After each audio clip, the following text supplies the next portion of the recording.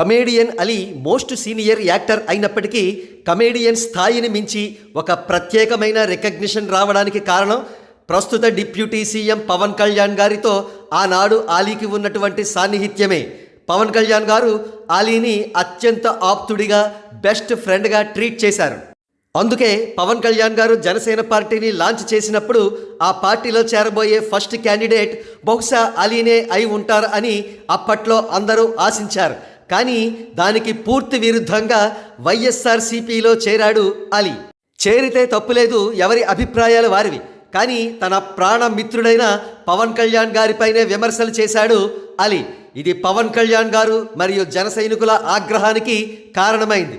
ఆనాటి నుండి అలీని కంప్లీట్గా దూరం పెట్టారు పవన్ కళ్యాణ్ గారు.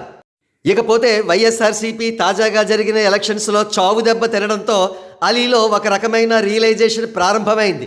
తిరిగి పవన్ కళ్యాణ్ గారికి దగ్గరవుదామని చూస్తున్నట్టుగా ఇన్సైడ్ సోర్సెస్ భోగట్టా. అంతేకాదు జనరల్ ఎలక్షన్స్లో ఘనంగా విజయం సాధించి ప్రస్తుతం డిప్యూటీ సీఎంగా ఆంధ్రప్రదేశ్ రాష్ట్రానికి వ్యవహరిస్తున్న పవన్ కళ్యాణ్ గారిని స్వయంగా కలిసి విషెస్ చెబుదామనుకున్నాడట అలీ. అయితే ఏ ఎండకా గొడుగు పట్టే అలీ నైజం తెలిసిన వారు కావడం వల్ల పవన్ కళ్యాణ్ గారు అలీని దూరంగా పెట్టారనే టాక్ ఒకటి రన్ అవుతోంది.